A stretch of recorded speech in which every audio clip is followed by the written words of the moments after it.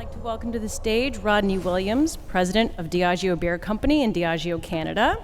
Prior to joining Diageo in 2022, Rodney spent 11 years at Moët Hennessy in various senior management roles in North America, including global president of Belvedere Vodka, CMO of Moët Hennessy USA, and SVP of Hennessy. There we go. Oh, there we go. Okay. Well, cheers. Let's, it's what, 2:45 or something like that, so let's crack some Guinnesses. Okay. Don't have to twist my arm. Yeah. All right, well, thank you for being here. And, you know, I actually just met Rodney today for the first time in the flesh. And I think a lot of the people in the audience haven't met you in person before either. You just haven't come on in 2022. So let's take a little time to get to know you. So as mentioned, you know, 2022, you came from LVMH, had worked on Belvedere, delivered record net profits and sustainability benchmarks, and kind of to what the panel was just talking about from beer and spirits jockeying. You know, beer has lost a lot of share to spirits over the last few years. So why move from the hot sector, spirits, to beer, right? Like, why play for the lagging team? Well, first I want to say thank you for the invitation to join you here. And thank you, Harry, wherever you've retreated to for that wonderful tee-up of Diageo. We're talking DBC in the U.S. up here. The best thing I can say is that we're still in the quiet period until the end of the month. No, I get that question a lot, and having worked in wine in Napa and Sonoma, and then spirits, to me, beer was sort of the last frontier that I had not experienced. And given the size of beer in total bev alc, I saw a huge opportunity. And when you look at brands like Guinness, the gem that it is, a big opportunity for reinvention and reconnecting to a younger consumer audience. Cool. We'll talk a little bit more about Guinness in a second, but I like to do a little story time when I come up here and get people really to get to know their leaders. I did some research and I looked at some of the talks that you've done at different schools and things like that, and you mentioned having worked on a documentary about the rapper Nas that took 10 years to make. So I'm curious if you can share a little bit about that, and also, you know, if you weren't in beverages, would you be in film? Or? Well, it did take 10 years to make, but we didn't spend 10 years doing it. There were a couple of filmmakers who had been working for 8 years on their own, came to us with pretty spectacular creative, and we were able to get them the bridge financing with the Ford Foundation such that they could do a theatrical release of the film. I think it opened the Tribeca Film Festival, so we were able to really fill in there. But what I find interesting about film in general is that it's storytelling. And I think that's what we do in terms of building brands in this business. The critical thing is to really connect with the consumer in a story that's resonant. So that's sort of been my point of attraction for film. Mm-hmm. And so you're bringing those lessons here, trying to make beer sexy again, right?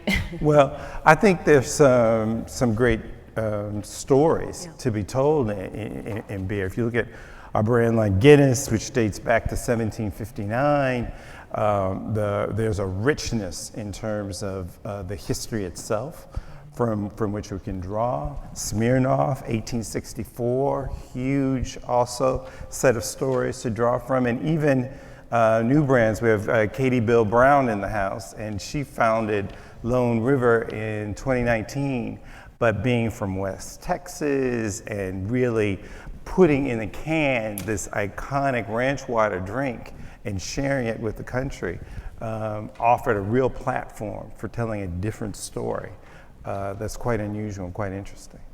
We know Katie Beal pretty well. I don't know where you, Katie, raise your hand so I can see. Anyway, all right, that's a round of applause. She never sleeps, I know that personally.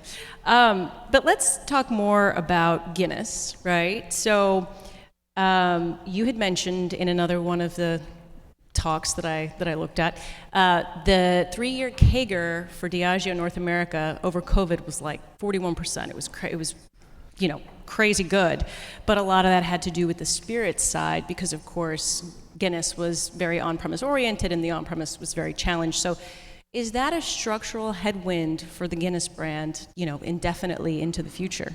The on-premise. Yes, being very on-premise oriented, right? We see it as a big opportunity. In the past, we have been heavily anchored in Irish pubs, and there's certainly an opportunity for us in terms of fast casual dining and other on-premise formats to proffer Guinness. And one of the things that I think is very exciting about beer and differentiates it from spirits and wine is the pace of innovation that you find in beer, and we're seeing that with Guinness Zero. We had launched it a couple of years ago and struggled to get the supply right in the first year, but it's done gangbusters for us this year, and we're up cycling against World Cup last year, which is huge for us. Both in terms of the volume that it generates, but also in terms of an opportunity to tell the brand's story. Many consumers still think that Guinness is very heavy and very caloric and not necessarily sessionable. So Guinness Zero is a different way into those consumers. And our research is similar to what I think Caroline and some of the other panelists were previously saying about consumer interest in moderation, because we're not seeing the teetotalers drinking non-alc. We're actually seeing consumers mix it into their routine, beer drinkers. Right. So if that's another way of keeping people into the brand and into the sector, we're quite excited about that. Right. And so you are saying it's getting on premise a lot more as well. Absolutely. It opens the door for the whole brand. Right. So we're pretty excited about that. Yeah. And then in the off-premise, is there an opportunity to modernize the Guinness brand? Obviously, there's Guinness Zero. Are there other opportunities, and what can you talk about the off-premise run room? Yeah. So in general, I think brands have opportunities cyclically to reintroduce themselves to a new generational cohort. And we're facing that at DBC and on Guinness in terms of reintroducing it or introducing it to Gen Zers and some of the younger millennials. And so being able to engage them in the off-premise is a key part of that, because we don't just have a draft, but we also produce something called Extra Stout and Foreign Extra Stout, which are enjoyed heavily in other parts of the world and give us an opportunity to really draw in different consumer segments. Yeah, no, and I'm curious what you guys have learned about those younger cohorts and those younger generations, because we had done some survey work ourselves among the distributors and among the suppliers, and especially among the suppliers, but also distributors. There's just this real sense of worry that we don't know what the heck Gen Z wants. We don't know if they're going to drink it. Is there anything you can share that you guys have found out about this generation, or? Yeah, well, none of us have crystal balls, that's for sure. But we've been able to learn quite a bit so far from operating our tap room and microbreweries here in the U.S. So as some of you may know, we had opened a microbrewery back in 2018 in Baltimore. And this past September, we opened another in Chicago. And the format and the situation, the setting is quite different in that it's only 15,000 square feet, so about a third of the size of Baltimore or less than that, and right near downtown in the Fulton Market district. We're a block away from Google's headquarters, our advertising agencies there. And what's been fascinating for us is that when you read the reviews, people were sort of surprised that, we've got food, we've got Guinness's first bakery in the world located there, but so I think they thought it was going to be a more traditional beer hall. but the beer reviews have been spectacular. So being able to really engage the younger generation in an experiential way, where you can amplify what you're doing with storytelling is pretty critical. We got a couple of bartenders, in the neighborhood before we opened up who said, "Oh, great! Now Guinness wants to compete with us." And we were pretty clear in making the point that we see this as a higher tide raising all boats. And what we've seen, all top 25 on-premise accounts in Chicago are up about 8.8% in October and November. And that's remarkable for us, again, because we're cycling World Cup where we got a 36% boost during that time frame a year ago. And we have other bartenders in the area who are also communicating they're really happy that we opened up, because it's another expression of beer being fun and beer being relevant. And the key things about storytelling and building brands is being able to project the quality and demonstrate it, being accessible and being relevant. And an open gate gives us sort of a frame through which to really demonstrate that and bring it to life. Yeah, and that just kind of begs the question, there's been some press about like the Chicago Open Gate, that property for sale, and so there's been some consternation about some of these tap rooms that you guys have in the U.S., but just to set the record straight, you guys are committed to these spaces, right? Yeah, we've got a long-term lease. Very colorful landlord, but long-term lease. And story time. Yeah, we also had an unfortunate media development in Baltimore where we closed down a production facility that was next to the Open Gate facility down in Baltimore. And some people in the media misconstrued that the whole thing was closed. But it's going gangbusters, big event this month with the Baltimore Orioles, next month with Lunar New Year, St. Patty's Day in March, so it's robust. And I know you all are in your quiet period, but talking about these taproom spaces and how they're even good for some of your big on-premise accounts, is that something that you're going to look to do more of? Well, they're big investments. Sure. So we want to maximize the opportunity with these. I think the other big thing on Guinness that we want to make progress on is really telling the story of Guinness through our equity work. So we saw a spot that was running in Ireland with I don't know if you've seen it, Singing Pints, it's called, with the beer set to a Bonnie Tyler 1980s Torch song. And the guy sent it over. They were very excited about it because they were running it there. And we put it in research. It did extremely well. We're now running it online and on television. And we have a big opportunity to continue to really find ways to engage younger consumers in that brand through media as well. Interesting. You said that's on TV? Yep. Oh, wow. Okay. And social. And social, we'll keep looking for that. So let's move on to the RTD business a little bit, right? Like we've been talking about, it's one of the bright spots in BevAlc. Even spirits is starting to flatten out a little bit. RTDs are doing great. So you have some of the biggest and most iconic brands there. Smirnoff, one of the OGs, and I think the 5th largest or so RTD. Lone River leads the Ranch Waters segment. But where does your position in RTDs compare to your ambition in RTD? How big do you want to get there? Yeah, no, it's a fair question, and one that that's posed to us frequently. The thing that makes RTDs critical for an organization like ours is this is how young consumers are entering bev alcohol. So we have to play there. When you look at a brand like Smirnoff Ice, which launched in 1999, I mean, it very much is an OG in this space. It's had to reinvent itself consistently, but it's really been about big flavor and engaging consumers that way. And now Smirnoff Smash, which is really combining flavors, is off to a very promising start. And we're quite excited about this spring and summer season. Lone River, as we mentioned, is introducing consumers to a whole nother beverage type, which young consumers find very exciting.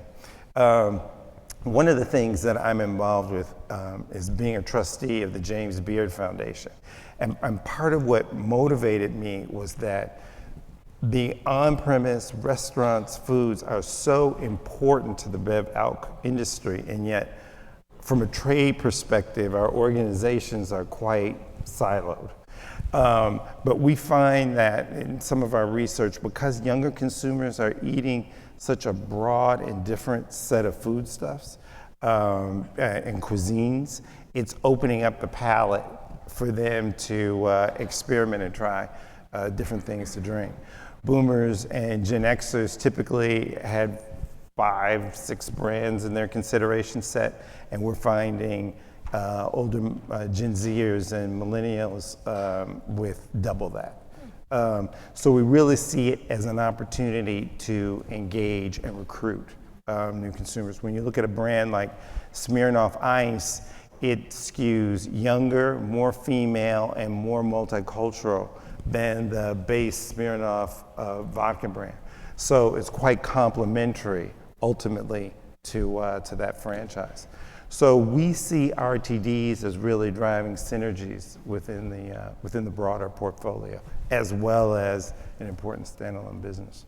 It's interesting. And you almost suggested, I mean, are we going to see more, we talk about pairing wine with food, pairing beer with food. Are we going to see more RTD pairings with food?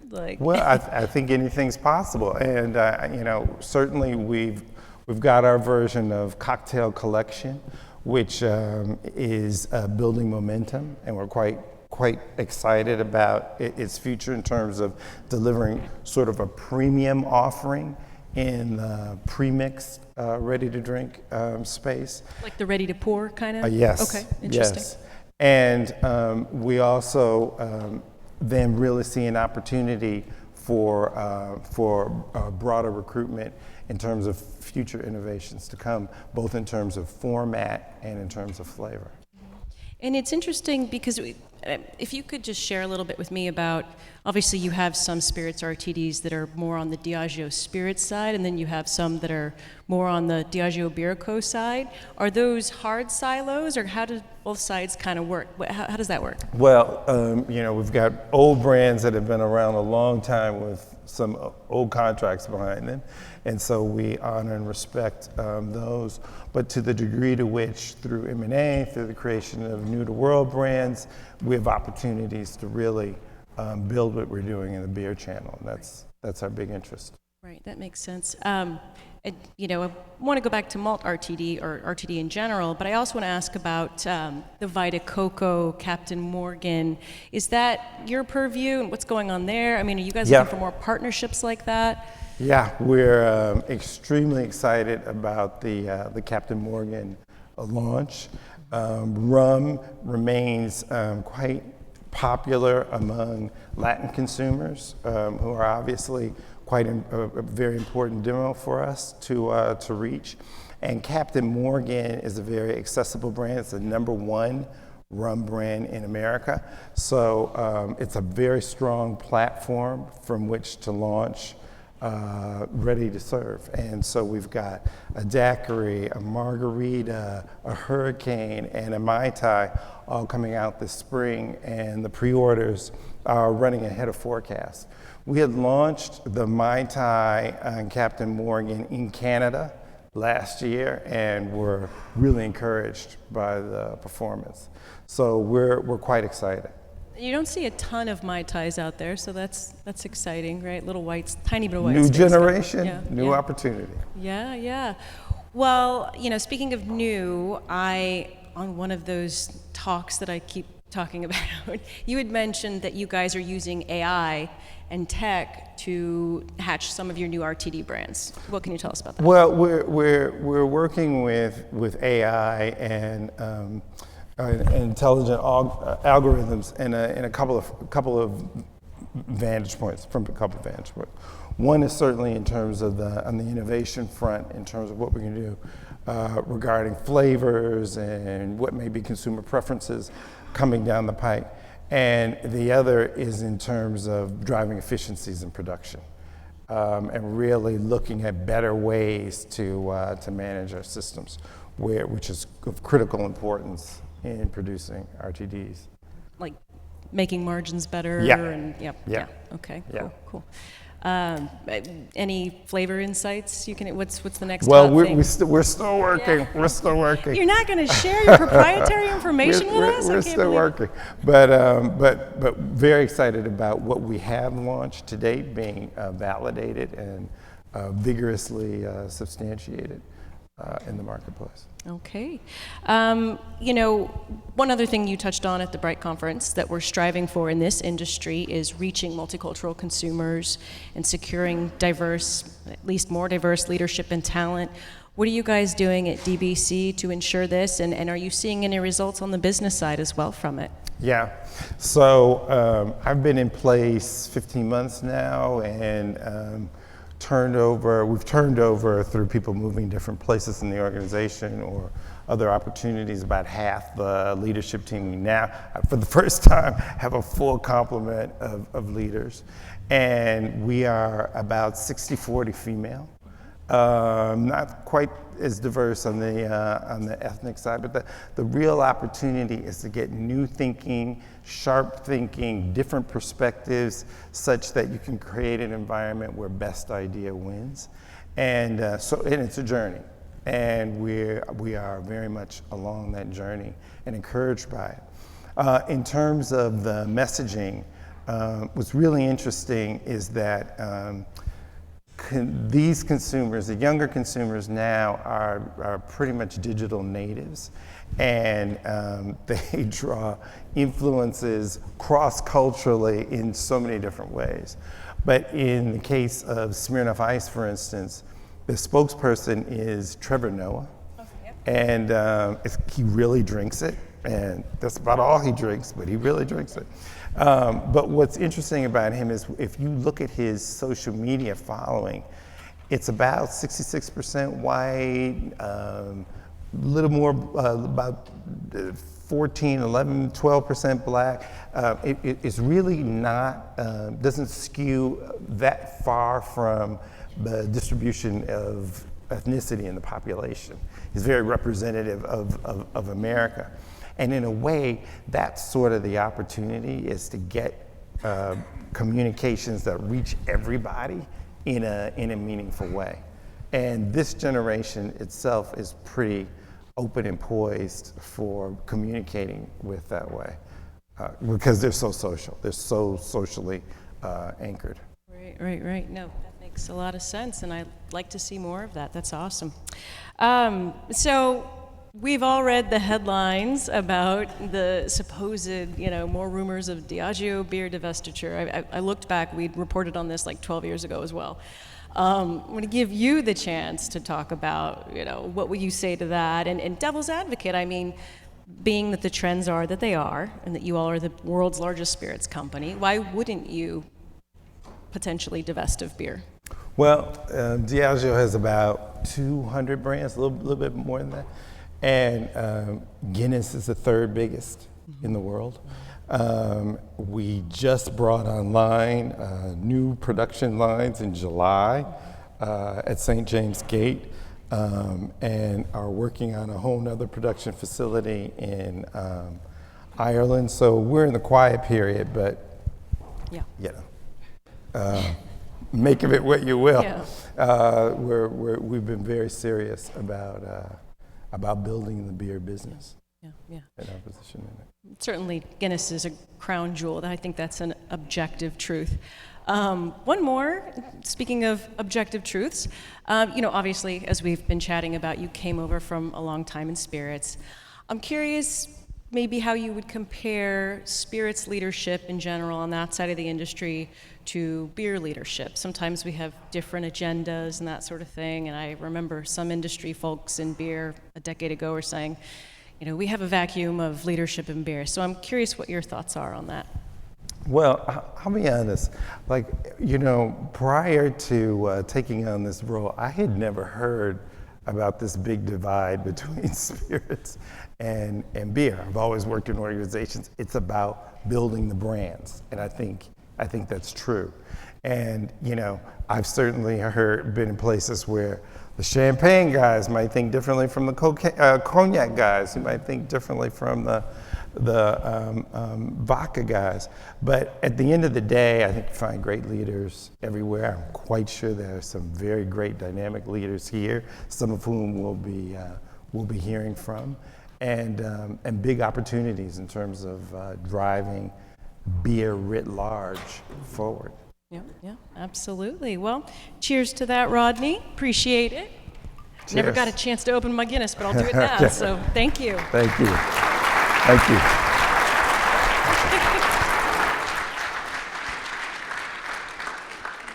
We're going to take a little coffee break. We'll see you guys back in here at 3:30 for our retailer panel. Thank you.